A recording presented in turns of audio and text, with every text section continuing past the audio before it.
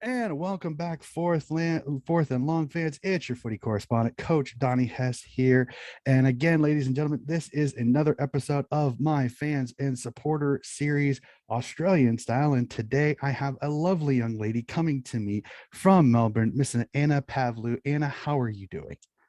Good, thanks, Donnie. How you going? I am not doing too bad. I'm super happy for you in Melbourne. You have gotten out of lockdown.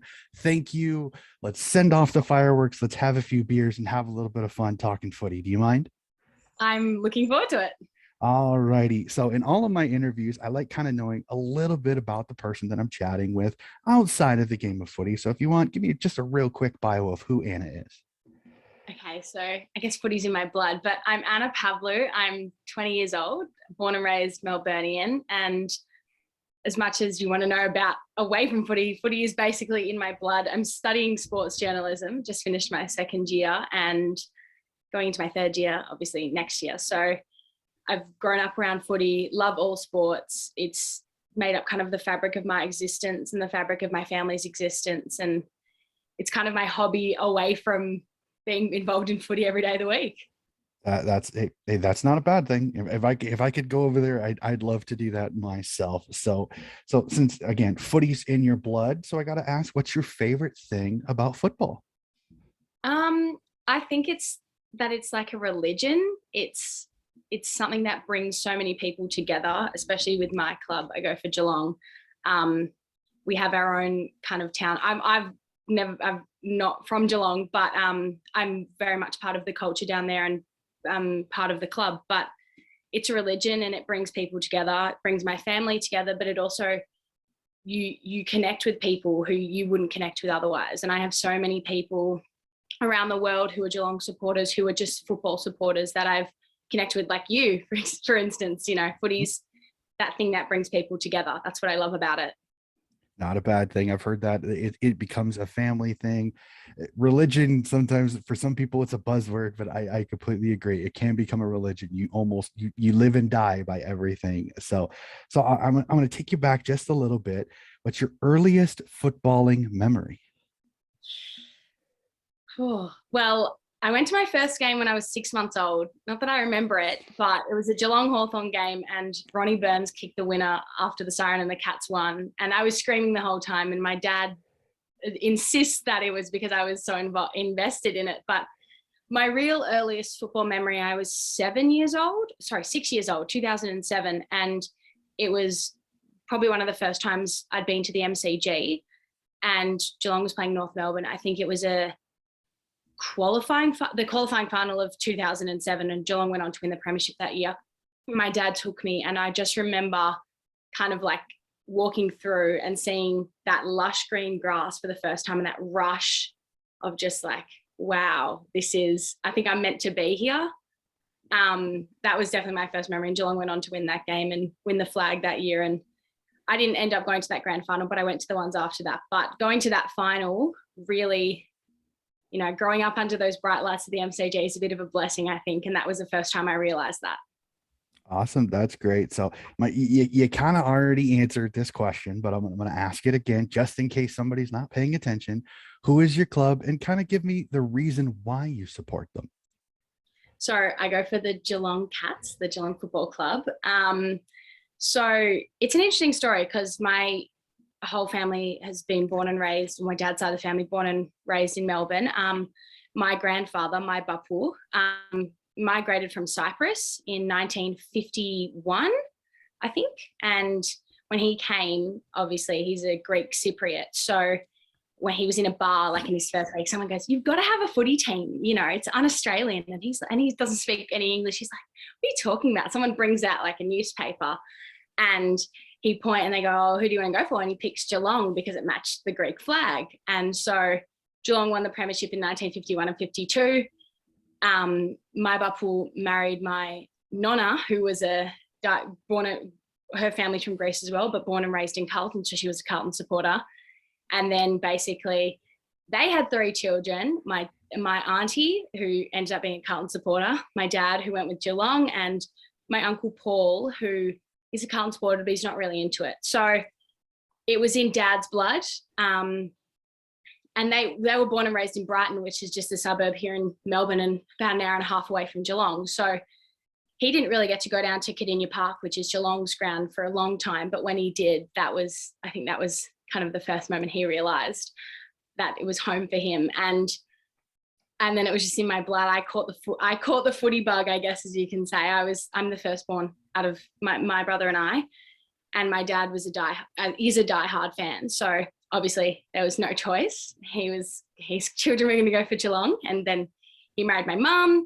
She was a Hawthorn supporter, but the Geelong-Hawthorn rivalry was not going to work in this house. So luckily for Dad and for all of us, Mum decided to become a Geelong supporter. She's not really into it. So she just wanted to support her husband, which she's done very well over the years. And then obviously my brother's a year younger than me. We're both Geelong supporters, and he's not into it as much, but Dad and I bleed blue and white. And I thank him every day and my bapu, of course, for giving me this passion. I love it. That's absolutely awesome. And I've heard several people say that it's a family thing. Was there any temptation in anybody else in the family to buck the Geelong trend, like your brother or even you? Oh, no. When we were little in prep, which is the first year of school here, our teacher was Paul Dooley. He used to play for the Western Bulldogs, played 66 games for the Bulldogs in the early 2000s. And he's a super tall ruckman, and he's one of our actual lifelong family friends now. So he would always say to me, and I was in prep in 2007, so it was the year that Geelong won the flag, and we do the ladder every week, and I was like, yeah, go for Geelong. Yeah. And then my brother came to prep the year after, and he would always try to bribe me, oh, you got to go for the Bulldogs. And I was like, I'm not budging. Dad is like, I will follow every word he says. He's my best friend, has been from day one. We do everything together, so I would never, ever go against him. But he said to my brother the year later, oh, you can't come to school if you don't go for the Bulldogs. And my brother comes home crying that night and goes, Dad, Mr. Dooley said I can't come to school if I don't go for the Bulldogs. And Dad goes, well, you know what happens if you go for a team that isn't Geelong? You can't live in this house. So my brother starts moving his stuff outside, and he's like, I've got to live outside. And because he wanted to go to school, but he wanted to live at home. But we, on my dad's side of the family, there's a lot of, it's Geelong and Carlton very predominantly. So Carlton had a lot of success in the 80s, 70s, 80s, and 60s, 70s, 80s, 90s, really. So my auntie Penny, who's a diehard Carlton supporter, she had just the ride of her life and got all of my older cousins onto the Carlton side very early. They're all in their 30s now, and 30s and 40s, my oldest cousins. So they're all Carlton, and a lot of them haven't had a lot of success. But my dad said when my Uncle Paul had kids who are older than us, he said, nah, we got to have some Geelong kids in the family before us. So they're Geelong. They're not really into it, but then there was us, and I was just born, I guess, at the right time to see 3 premierships and see such a successful club when my dad was born in 63 and didn't see a flag for 44 years. So he went on the ride of his life, and I'm very lucky. All of life is timing. I have to say that is definitely it. So many great stories. That's awesome. So we keep going in the past a little bit. What's the first Geelong item that you ever were given or bought? Gosh. I have, do you want me to get it? If you like. I'm gonna grab it because I think it's quite interesting. Okay. Hang on one second. I'm pretty sure I've got it in here somewhere. Yes, I do. I was given this as a baby, and I'll give it to my children. That is awesome. So it's a little onesie. It's really cute. And then, of course, the matching little booties that go with it. That is awesome. That's absolutely fantastic. As you can see, I was literally born and raised in this kind of stuff. There's nothing wrong with that. Being an American, you don't get that. Like it's not something. There's so many different sports clubs and different things like that, and franchises, as shall we say. It's not that. There's not that one that you choose. That usually there's a couple. Like if you ask somebody if they're NFL, they're the Packers. NBA, they're the Timberwolves or the Milwaukee Bucks. So there's not that one thing. So it's really I've always kind of loved that passion for footy, and that is it. And I absolutely love that. So, and you've kind of already said this, you kind of already answered this, but I love hearing it more. Can you describe your fandom or your passion for the, I mean, you said you're a diehard. Can you describe it just a little bit? Like, are you one of those every game that you can go to, you go to the type of fan? I think growing up, I was as a young child. In 2007, I really got involved in footy. Was kind of making peace with the fact at the start of the year that the Cats probably wouldn't win a flag in his lifetime, which is a crazy, crazy thing to think. But I was really getting back into it. And so, yeah, as growing up, I would be at as many Victorian-based games. We have reserved seats down at Cardinia Park, which is Geelong's home ground. So we love to make the trek down there. We love going to that part of Victoria and down the coast and having a bit of a surf as well. So it's a really, we go to almost every Geelong game we can because there's only about 9 a year, and so it's always pretty manageable to get to. Yeah, so I think growing up I was absolutely diehard. I would, my room was literally covered wall to wall. I've obviously cleared it now. My house flooded a couple of years ago and unfortunately had to clear it all, but it was literally wall to wall with blue and white, my bedding, everything. It was kind of like, well, everyone was obsessed with, Justin Bieber, whatever. Mm-hmm. I was obsessed with Cameron Ling and Mitch Duncan. So it's very much a Saturday, or was a Saturday or a weekend tradition. And then we have our local footy club as well, which is Powerhouse Amateur Football Club on Albert Park Lake in St Kilda. So that's kind of been the balance between, we have Saturday 2:00 games there, we have the whole Saturday there, and then there's normally a Geelong game at night. So it's footy at all levels, but it's having the balance between Powerhouse and Geelong. That's kind of where I find myself, and trying to balance now, trying not to be too diehard because I'm entering the sports journalism industry, and I've interned with St Kilda Footy Club. I've done a bit of work for Carlton Footy Club, and I've also I worked at the Geelong Best and Fairest as the media a few years ago. So I've had more experiences throughout different clubs in the industry. And as much as I'm a diehard now, it's more about expanding my horizons while still having my passion for the Cats and still learning about other teams and the whole game together.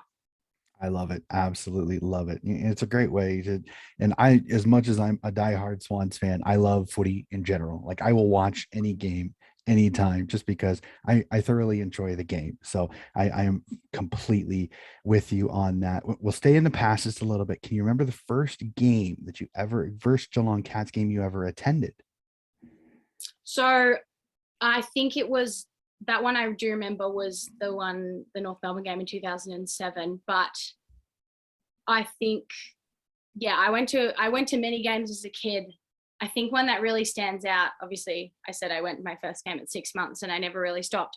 One that really stands out, I think it was the 2009 season. Obviously, the 2009 grand final is probably one of my most predominant football memories. We sat with Geelong, played St Kilda, and Geelong won by 12 points in the end. And it was one of the most just brutal games of football I've ever seen. I just remember every single contest was just a fight. Every inch was fought for. And you can talk to anyone from either side of that game, and they said it was just an absolute brutal game to the end. And I just have such vivid memories of that game. It was my first grand final. We sat behind the Geelong cheer squad on the bottom level of the MCG, and the drip line of the G was right there, and we just missed it because it rained in the last quarter. And I think it's one of my most predominant early football memories because it was so tense, and I was only 8 years old, but I still have the feeling. I watched that game now and I still feel like I did when we won. And when the siren went, I wrapped into my dad's arms, and we literally sobbed in each other's arms for it felt like 5 minutes. It was probably a couple of minutes, but it was just like a moment I'll never forget. I was so young, but I always bring it up. It's such like a staple in my mind, and it's one of the earliest, most prominent memories that comes to me. Yeah. Those emotional games are always the ones that they leave a little bit on to. When we're done on camera, I'll tell you a funny one on me after we're done here. I know this one's going to be difficult for you because you have such a passion for it. Favorite player of the past and favorite current player on the Cats list. Okay, so Cameron Ling was my favorite. He was the long redhead star, I guess, for Geelong boy, born and raised. I remember picking him. He was number 45. I remember picking him.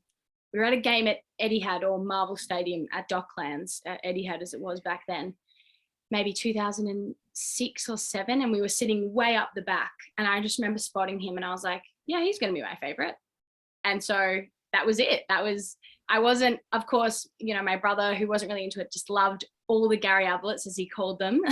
He loved all, Nathan Ablett, Gary Ablett, and Gary Ablett Senior. And we didn't really see him though, but everyone loved Gary Ablett. Everyone loved Cameron Mooney, Tom Hawkins, Joel Selwood. But for me, it was Cameron Ling. So I think I have about 6 jumpers with the 45 on the back, very small jumpers, but I loved him from the first time I saw him, and I loved him till the day he retired. And then my favorite current player is Mitch Duncan. I picked him in 2010. I remember we were at a game. I think it was his debut against Essendon in 2010, and I was like, yeah, right, he'll be my next one. He's my next one. And then Cameron Ling retired in 2012. At the end of 2011, after we won our third flag in 5 years. And then I wore the 45 for another season in 2012, and then changed over to the 22. And yeah, I've loved Mitch ever since. You pick some good ones, some workhorse type of players. I like that. Way too many. You pick the superstars, like you pick the Dangerfields, you pick the Hawkins, you pick like going to other clubs like the Cyril Rioli. So it's like to hear a workhorse type of player pick. That I like that. That's my type of person there. This is probably going to be another difficult one. Most memorable moment as a Cat supporter. Well, that 2009 grand final, as I just discussed before, I think that was my most memorable. Another memorable moment. Got the 2011 grand final. 2 years later, we went and we actually snagged tickets in the front row of the MCG, and got to high five the players after the game. I just remember thinking, I'm pretty lucky. As a little kid, I thought, hey, the Cats win a flag every 2 years. That's how I thought it went, because we were so successful during a lot of my childhood. But another memorable moment that isn't about a final was the last game of the 2015 season. Geelong didn't make the finals that year, unfortunately. We've made finals every year before and since then for a long time, but we didn't make the finals, unfortunately. We just missed out by a game. And it was the retirement of Steve Johnson, James Kelly. Oh, sorry, they were moving on from the club. Steve Johnson, James Kelly, and Matthew Stokes, who were, 2 3-time premiership players. And Geelong played Adelaide, and it was at Cardinia Park. So we had our reserve seats there. And my dad and I were lucky enough to get to be in the Guard of Honour as the players ran out and hold premiership flags. So my dad held the 1963 one, and I held the 2009 one. And we were in this big Guard of Honour before the game, and it was surreal. Like, it's my favourite memory away from obviously winning premierships and finals. And Patrick Dangerfield was actually playing his last game for Adelaide, and he had the ball on the final siren, and he was going for goal, and the whole of Cardinia Park, because we knew he was coming home to Geelong, rose and was applauding him. And it was just, seeing Steve Johnson, James Kelly, Matthew Stokes walk off, it was such an emotional experience. I was like 14 or 15 years old, and and I was with my whole family. I was with my dad, my mum, my brother actually came for the game to watch us, my uncle James, my auntie Maz, who are also diehard Geelong supporters who come with us to every game. And it was just this kind of peaceful moment that I'll always remember. It literally gets me emotional now thinking about just a perfect day, really. Geelong won, and it was just like, yeah, I'll never forget this one. Yeah. Those are always the fun ones. I completely agree with you. So we'll go from the past, but we'll reel it into a little bit closer now. The season's over with. Unfortunately, Geelong probably didn't go as far as you probably expected, and I think a lot of people kind of saw Geelong as a top tier team. Kind of, what were your thoughts on this Cats team this last season? Um, of course, it was really difficult to bundle out in the preliminary final again. But as a general statement, Patrick Dangerfield said it himself, and I really do agree with this. I'd much rather be in a competitive position every year, as Geelong have been for the past almost 15 seasons now, than be sitting in the bottom 8 or the bottom 10 really, and just not being competitive. I'd rather, sit where we sit every year and know that we actually have a genuine chance, which I do believe Geelong has had for the past 15 years. So, of course, we just couldn't stand up in the end to the finals pressure. The game has really, really changed in the past few years. I think the Bulldogs really started that in 2016 with that really manic pressure football. Richmond obviously built on that in 2017 and did their kind of three and 5 years kind of thing, where the game it's not about footballers anymore. It's really about athletes, because back in when my dad was young, watching footies in the 70s and the 80s and the 90s, it was about being a great footballer. You didn't necessarily have to have that pace or, have to be a quick runner or be able to run 20 kilometers in a game. But these days, you don't necessarily have to have the skill. You just have to be able to play your role in a team. And Richmond have done that really well in the past few years, and Melbourne did that really well this year. So I don't think Geelong have been able to adapt to that manic pressure, everybody playing a small role kind of thing yet, because Geelong, in my opinion, I think they're playing beautiful football. I still love to see the older style football of just pure footballers playing pure football. But at the moment, the game is about being fast and having that crazy pressure and being able to push the ball forward at all costs. And I just don't think Geelong have got to that level yet. I think they probably need maybe one more key inside midfielder, and possibly, obviously now we need a new defender with Lockie Henderson retiring. But of course, it's really hard to bundle out in preliminary finals every year, or like last year we lost the grand final. But give me that every day of the week if it means that we'll be there next year. And I like being able to sit here and saying, yeah, I believe. And at the start of every season for my whole football life that I've been watching, I can sit here and go, yeah, I know Geelong. I feel like Geelong's going to be competitive this year. And I think that's a better feeling than having to be at the bottom. Yeah, I agree. I there for a while, the Swans had that lovely run where they were in the finals every year. And it's like, you got to the point where it's like, you almost expected it. And they might not have won it every year, but you knew they were in kind of where they were in there. They were in the running for it. So that's always one of those that I agree with that. I'd rather be at least in the running than sitting at home in September. So the off season is kind of in full swing. We finished the free agency. We finished the trade period. We still have the draft to come upon recording time. So have you been keeping an eye on the off season, and how do you kind of think the Cats are doing this off season? So I've been lucky with my work through the inner sanctum at the moment to be actually getting to interview a few Geelong players and go to their press conferences. And Geelong just signed a Hawthorn ruckman, Jonathan Segler, and I got to chat to him last week. And he seems like he'll fit into the team fantastically well. I think Geelong's been looking for another ruckman to support Reece Stanley, who unfortunately just hasn't been able to take his game to the next level without the key support of somebody else. I think we've done really well. We've got Tyson Stengel, who's playing in the Sandful, who's coming from Adelaide back, and of course under Eddie Betts as a new development coach, which I think is a huge pickup. I'm completely shocked Geelong got him, because Carlton had said to him, "You've got a job for life." So it's really great that we've got him. I think he'll bring a bit of fire to our small forwards in Brad Close, and I think that's what they're really trying to push to do. We're going to take our game to that next level, to not only just be a competitive final side, to be the best side who are proactive, not reactive. Melbourne were I use this example all the time, but Melbourne were very proactive, and they were the ones setting the trend this season. They were the ones making the moves, and all the other teams, even though we were all competitive in the top 8 or the top 4, were following Melbourne. And 2 years ago, we were following Richmond, and so on. So Geelong's got to be that benchmark, that trendsetter.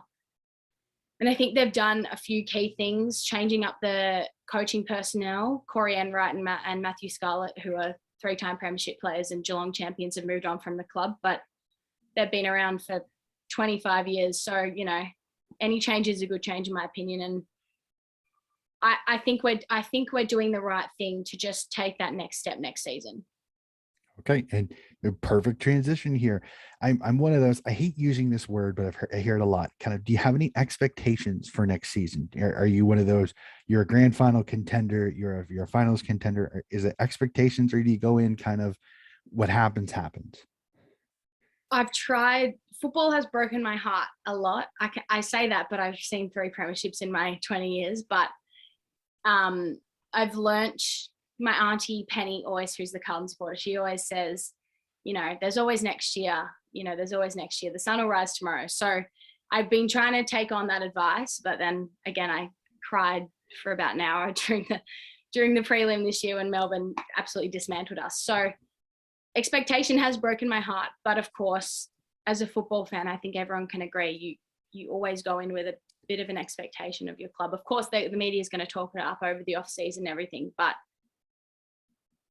I'm also the eternal realist, as my dad and I agree we are. One of our good friends, Nick Mesher, who's a Geelong supporter, he's the eternal optimist, and he'll always, we're going to win everything. We're going to win everything. But I just come to accept that next year, I believe that we're going to be in contention again. I think we're taking all the right steps to be there in the final day of September, but for the final Saturday of September. But again, I want to keep my realism as forefront as possible, I guess, because it still hurts as a 20-year-old, and I'm still trying to grow up from the crying, but I don't think you ever really do. To each their own. I always say if you're a fan, you have that much passion. If you can show emotion, that's not a bad thing, not a bad thing at all. So I love this next question, because I always like seeing the facial expression when I say this. As an American, you play video games all the time. You get to be the general manager mode. You get that where you can make trades, you can make moves. So I'm going to do something really quickly. I'm going to install you as the Geelong list manager as we speak. And the other 17 clubs rosters are completely open. You can bring in one player from any of the other 17 clubs who's the one player that you bring onto the Geelong list. If you asked me this question 2 years ago, I would have said Jeremy Cameron. My dad and I would always say Jeremy Cameron. We always wanted him at our club, and we never thought it would happen, but it did. I would say Nat Fyfe. I think he's still got a lot of fantastic football left in him. He's not a diamond in the rough. He's a very well-established player. He's a 2-time Brownlow medalist, of course, but I think in the Geelong side, we're full of established players, so luckily we are, he would actually have a genuine opportunity to have really strong footballers around him that would allow him to play a really fantastic role. I use the example of Gary Ablett when he was at our club. He was around, and I'm gonna of course I'm gonna talk us up. We were 3-time premiers at the time, or 2-time at that in 2009-10. But he was allowed to play a really, really open role through the midfield and as a small forward in the end, because he had really able players around him.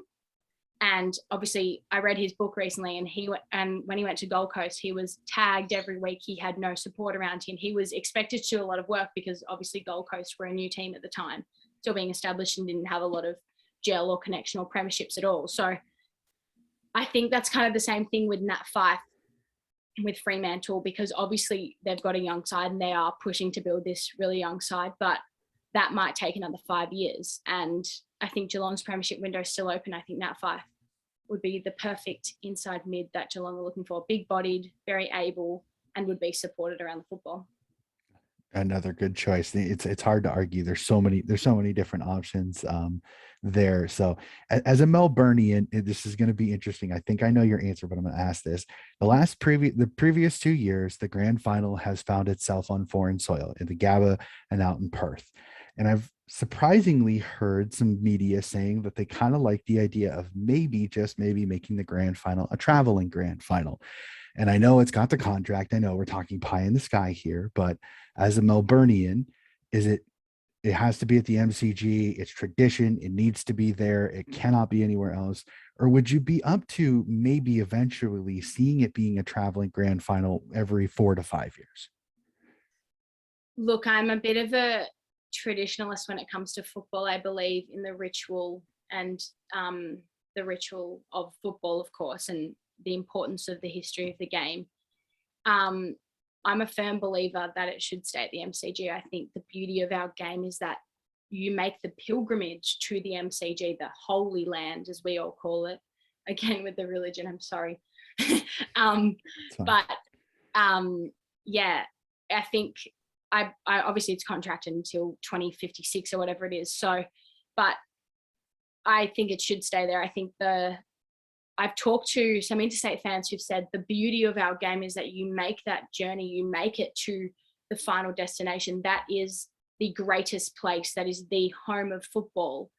And I don't really think it has, I mean, everyone can argue there's a Victorian bias in the AFL, but I don't think that's what the MCG is ever aiming for. The MCG is the biggest sporting stadium in Australia and obviously in the AFL world. So the beauty of it is that it's full of this history. It's seen almost every grand final that's ever been played.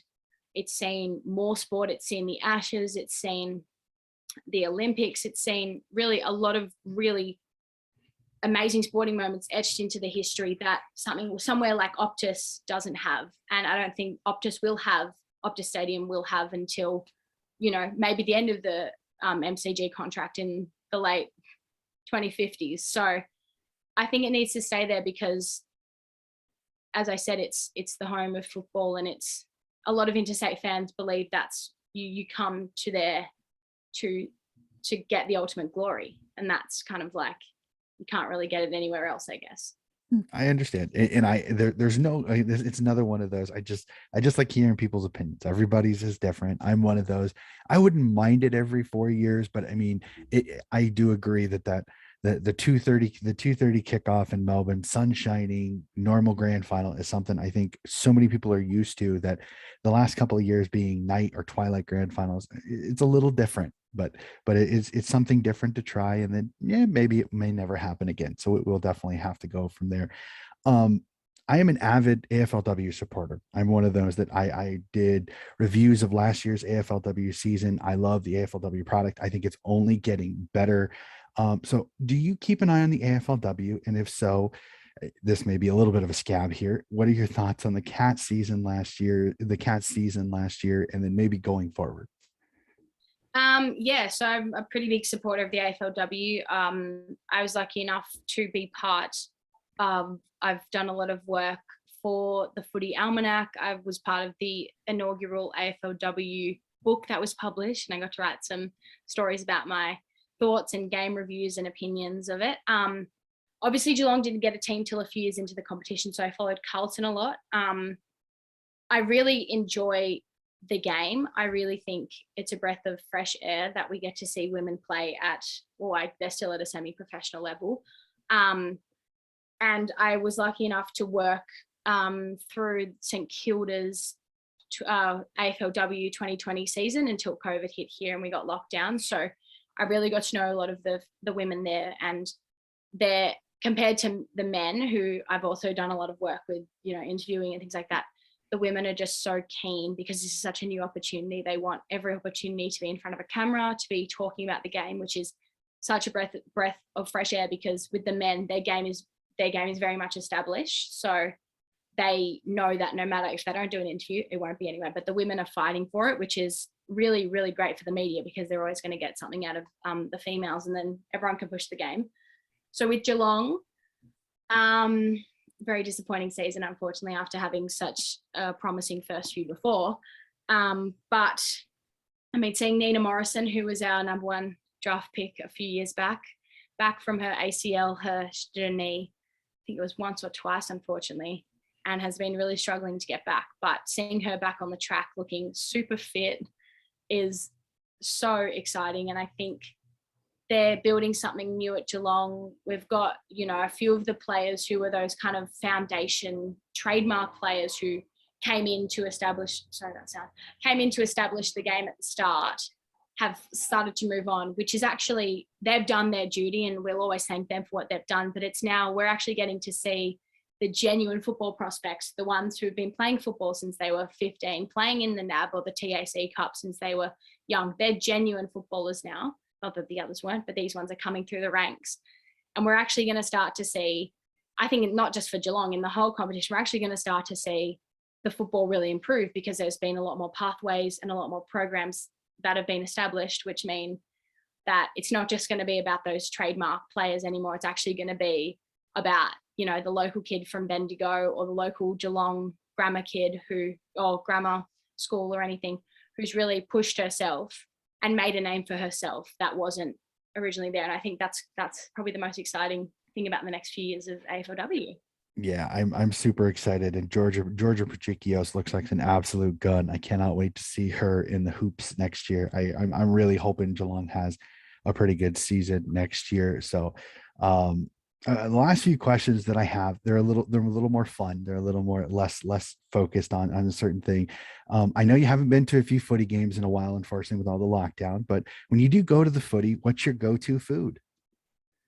Gosh. So we went to a few games this year. We got to 2 at Geelong, and unfortunately with lockdown and obviously local footy as well, we couldn't get to too many.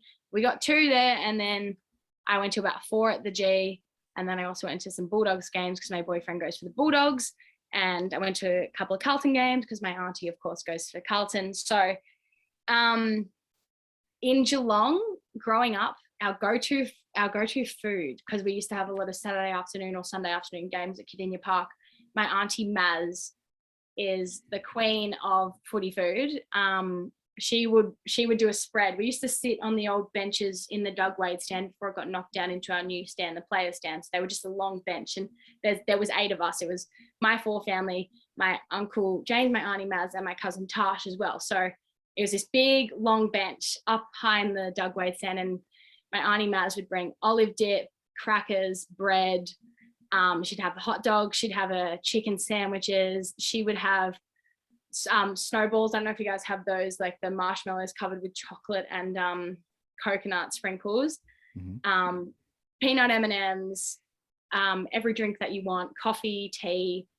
You wouldn't have to move. It was genuinely. Unfortunately, now Geelong have a lot of night games, so it's not really the same kind of experience, but that was our go-to at Geelong. And then, of course, there was the baked potato stand at Cardinia Park, which was the great thing about having Cardinia Park is that it's a local ground, and it's really immersed in the local Geelong community. So they bring in all of the local food trucks, all of the local employees, local Geelong stores. So there was a local Geelong baked potato stand, which we used to demolish every Saturday afternoon. We'd get a big baked potato with coleslaw and cheese and everything.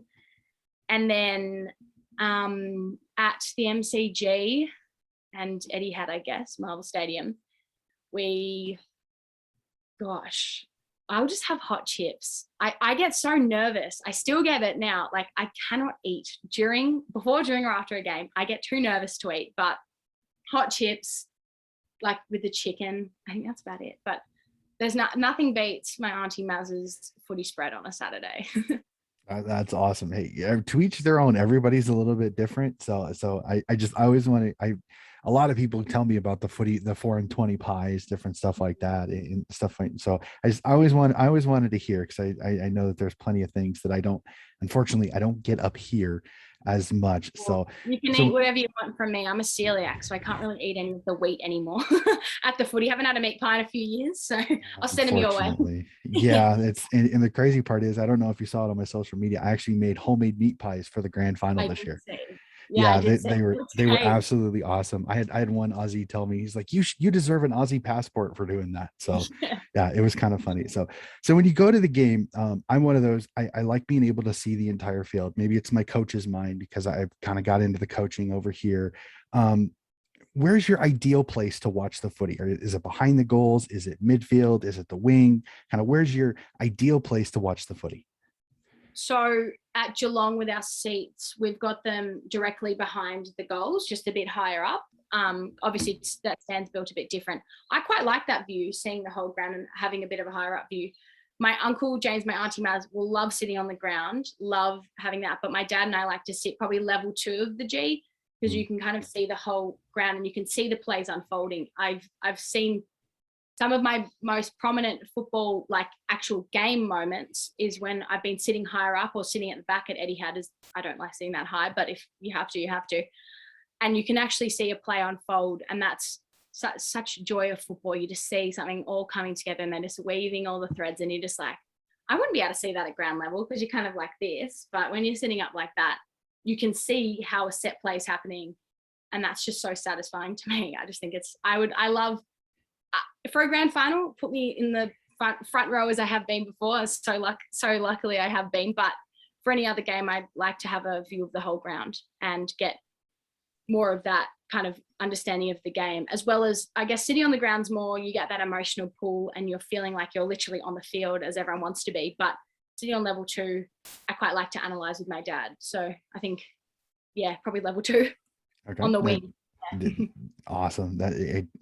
There's no bad seat that I've seen anywhere in some of those grounds. So I completely agree with you. So the channel that I do this on, I've been kind of explaining this. The channel that I do this on is American based. It does NFL, different stuff like that. But we got into footy because of myself running into the host of the normal show. And so we get Americans that pop on and occasionally watch these videos. So if there's an American that somehow clicks on this video and what's the Geelong Cats, could you give me just really quickly a quick pitch on why you think an American fan should be a Geelong Cats supporter? Gosh, all right. Let me pull some sales out here. Being part of the Geelong Football Club doesn't just mean you're supporting a football club. You're being part of a community. You have a place to belong. And the uniqueness of Geelong is that they're the only Victorian club who still plays at their original, or one of their original home grounds, which makes you feel like you're literally the most important people in the whole competition. Being part of this football club, I've met some lifelong friends that I've sat behind since I was a little girl and sat in front of since I was a little girl, who can guarantee I would have never stopped in the street. And I think the whole thing of the Geelong Football Club is that they strive to be such a close-knit community. You feel like you're involved with the players, you feel like you're involved with the staff, with the members, with everybody who's ever touched the walls of Cardinia Park or the walls of the MCG. But they also strive to be the most competitive every season. And I think the perfect mix of kind of having this amazing thing in your DNA with a team that is never going to back down, I think that's something that you can't fault with Geelong. Great pitch. I love it. That's awesome. So, and I always love ending my episodes. I started asking this question a year ago, and I really, really love it because it's always fun to hear the differences. Favorite game of footy you have ever seen, whether it was live, whether it was on television. It doesn't have to be a Cats game, but if it is, what's your favorite game of footy you have ever seen? I've said all my favorite Geelong ones. I think I'll give you one that's not maybe. Okay, I've got 2. It's either the 2005 grand final or the 2018 grand final. I think from my own memory, there's been fantastic football games from the 60s, 70s and 80s that I've seen over the years, and I wish that I was alive for that kind of stuff. But the 2005 grand final was kind of the start of a new era of game styles with Sydney and West Coast. They played a really, really defensive shutdown game, which the game hadn't seen, I don't think, ever. And that was, as much as it was a low scoring game, I think it's a lot like the 2009 grand final, where it was just every inch mattered, every little tap on, every contest made a difference. And I love the Swans. I think Carlton's obviously my second team because of my family, but the Swans are my third team, if that can be a thing. And the passion and the way that the Swans can still connect to their roots in South Melbourne and their belief and their connection to their Victorian heritage, and then winning that flag in 2005, it makes me emotional. I was a little girl, but it makes me very, very emotional because I know so many diehard South Melbourne supporters who waited their whole lives. And I know somebody whose father passed away 5 months before and never got to see a flag in his life. So I think that game will always be something really special to me, and should be for a lot of football people, because it was a fantastic game of footy, and Leo Barry, you star, right? Mhm. Yeah, And it's a lot like the Chicago Cubs over here when it comes to I'm a baseball. I've Cubs been fan. Yeah, over Cubs over a fan. 100 years, never saw a championship, and I've told a few people over here. I said the Swans winning in '05 is like a lot like the Cubs winning because they hadn't won it in 72 years. It had been so long, the drought was so long, and when they finally won it, you could tell there were a lot of people like it was the same thing when the Doggies won it in 2016. Yes, they beat the Swans, but I've told a few people it was a bittersweet moment for me because I was sad the Swans lost, but I was happy for the Dog supporters because the drought's over. Melbourne this year, Richmond in 2017. It's really has been the last 7 or 8 years has been the drought killers. Like I'm looking at it going, okay, St. Kilda's next because St. Kilda now has the longest drought Yeah, of no flag. So I'm very yeah, interested to see, can the Saints win one in the next few years? yeah. It was kind of like 2007 when Geelong broke their 44-year premiership drought. It was like my dad will say it's the best day of his life over the birth of his kids and his wedding. But it's those moments. I mean, I was so young, but for somebody, you know, who like a Swan supporter or a Cat supporter or Richmond recently, or of course Melbourne this year and the Dogs, um, it's a moment that like, you know, the footy gods finally smiled on you that day. The footy gods finally smiled on Geelong in 2007. And my dad says, for all the years of heartbreak, he'd do it all again to see that one day in September. Yep, completely agree. And Anna, we have come to the end of my questions, and just an incredible conversation.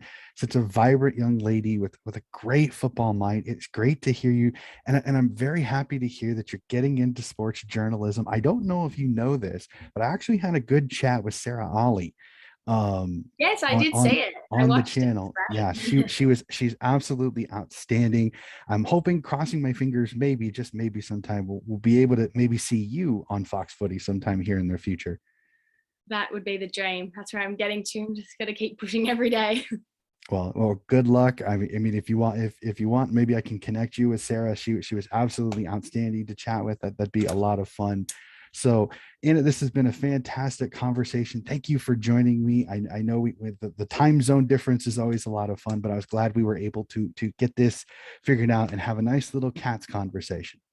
Yes, I had a really good time. Thanks for letting me talk for so long. Not a problem. I enjoy the conversation. As I've told a few that I don't have the footy conversations as much. You don't have as many footy heads over here. So when I can sit down and have a 45 minute to hour conversation with somebody that loves footy as much as I do, I thoroughly enjoy it. I mean, I don't know if you can see in the back, I've got my footies I here. was I've got gonna my say, Swans great. stuff. I'm slowly collecting footy books. So I'm trying to get my footy stuff here as You much as need I to can. read. You need to read 28 by Brandon Jack. I've Fantastic seen book. that. I need to Oh, get a copy of that. I've also heard there's I just got Basher Hooley's book through a Richmond supporter who I know sent Basher Hooley's book to me. I think the Never Surrender book by Georgia, whatever, who wrote about GWS, she actually sent me I think she sent me a copy in the post. I'm waiting for that to come in the mail. So I'm super excited to read that one as well. So I thank you so much again for this. This has been absolutely awesome. Ladies and gentlemen from Fourth and Long, this has been another episode of my fan supporter series. Anna, have a wonderful day, young lady. thank you for having me again. I had a great time. All right. And we will be back with more episodes coming very soon.